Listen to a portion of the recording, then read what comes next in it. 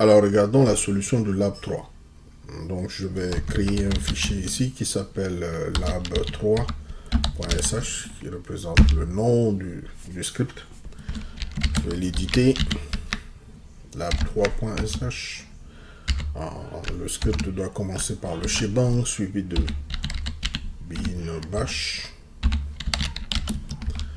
Alors, on va juste mettre une petite description ici qui dit ce que fait le script. Donc, je vais mettre description, deux points, et puis je vais mettre ce script permet de trier le contenu d'un répertoire. Ok, très simple. Alors, la première des choses qu'il faut faire, c'est d'afficher un message à l'écran pour demander à l'utilisateur d'entrer le nom du répertoire. Donc ici, je vais utiliser printf au lieu de echo. Donc j'ai la possibilité d'utiliser echo, mais juste pour pratiquer ce qu'on a vu récemment. D'accord? On va mettre comme ça, entrer le nom du répertoire. Ok? On met un espace pour que ça soit beaucoup plus lisible. Et ensuite, je vais utiliser la commande read pour lire le nom du répertoire et le placer dans une variable qu'on appelle rep. Donc, si l'utilisateur entre le nom du répertoire, ce nom de répertoire sera récupéré par la commande read et placé automatiquement dans la variable rep. Alors, on va faire un premier test consiste à détermner si le répertoire est un répertoire valide. Donc je vais faire test-d.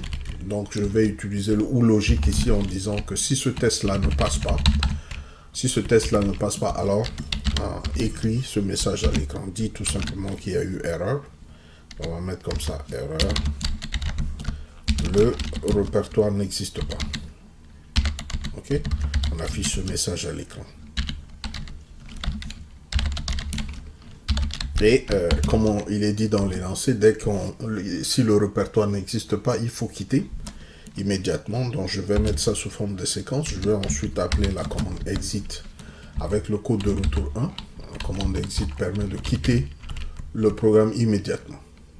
Ici 1 pour dire le code de retour, et à ce moment ça va être 1. Alors ici il s'agit d'une séquence de commandes. Quand vous avez une séquence de commandes comme ça, il faudra l'entourer par des parenthèses pour permettre à Bash de savoir qu'il s'agit d'un groupement.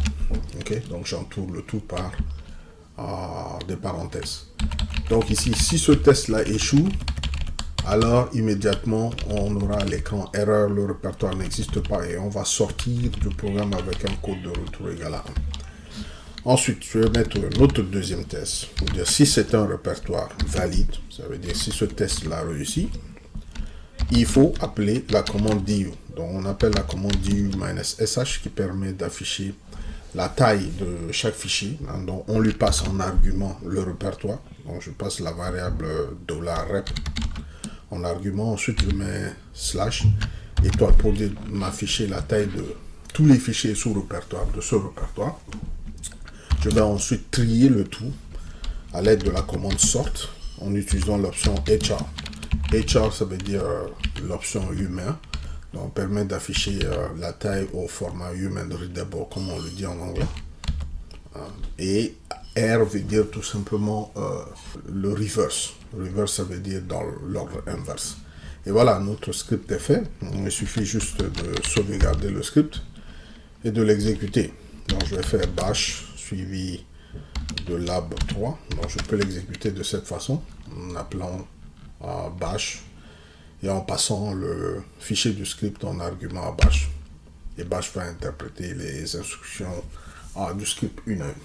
Et comme vous le voyez, il me demande le nom du répertoire. Je vais lui fournir un répertoire qui n'existe pas.